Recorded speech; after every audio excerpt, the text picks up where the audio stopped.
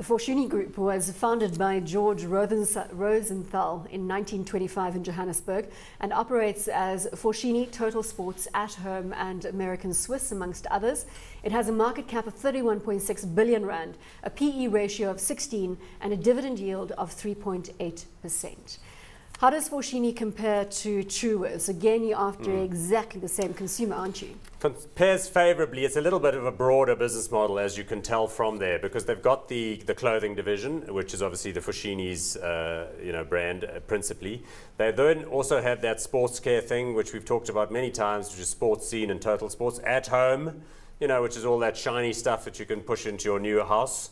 And then also the jewelry division, which is small but quite profitable. That's American Swiss and Stearns and what have you. Has had a few stumbles in recent years, but right now it looks quite attractive. They're also in the credit game, so it's similar but with a slightly different mix. Also, excellent retail mall presence. Let's talk about the share price at this stage, Viv. We've seen a little bit of downside momentum of late. What is going on there? Are we seeing the investors starting to switch out of retail into other sectors? We have seen a bit of selling coming through, but as you can see, it's well off its recent low, so it has come down, but people have started buying it again, and so we are seeing a bit of a bounce, and we'll see that in a similar chart for I think most of the retailers at the moment. Is this still a good buying opportunity then? Yeah, I think so. It is based in Parow. It's got a Scottish CEO, Doug Murray, who speaks extremely well and is very highly regarded in the industry.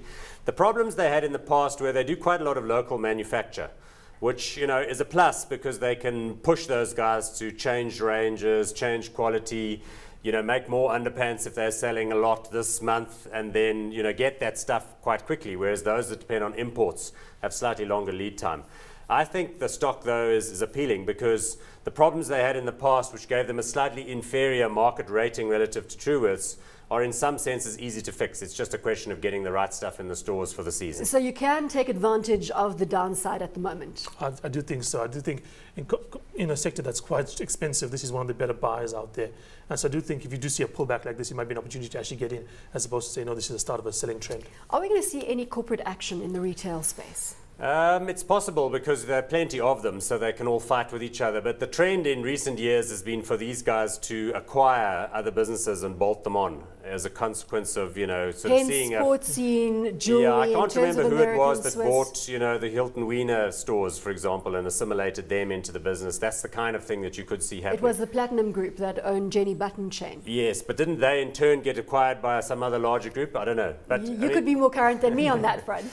So as far as it goes, I think you'll see more deals like that because there's always somebody who's, got a hot new concept in the malls, does well with one store, opens another, maybe does the franchise thing, and the next thing, one of these big guys come knocking, simply because they do have that scale. But let me just say, that sports thing, I know I go on about this all the time, aspirational consumerism. People wear those sports shirts now as luxury sort of personal statements. You know what those stores look like? They're not for athletes anymore, they're now just for yuppies. And just to tell you that we've had to show him the door a couple of times when he's arrived to present the show in his branded kit. Barcelona kit. Viv, in terms of taking advantage of the downside here, let's really push you hard on it. Do you think that we can make a firm assault on the previous high, which was 150 rand? Is that right? I think it's 142 or something was the all-time high. I mean, now 132. So are we going to go back through 142? I do think so. I do think there's quite a bit of growth opportunity in the stock, and I do think we can easily hit that high and surpass it. Foschini, hot or not, Paul? I think let's move to that part of the equation. Definitely hot for me, and I again, love their store presences and the fact that they've got all these different brands. Often they co-locate and they have one manager who runs from the one, back of shop to the other, running all of the stores across the brand portfolio. Viv, hot or not on Foschini? Hot as well.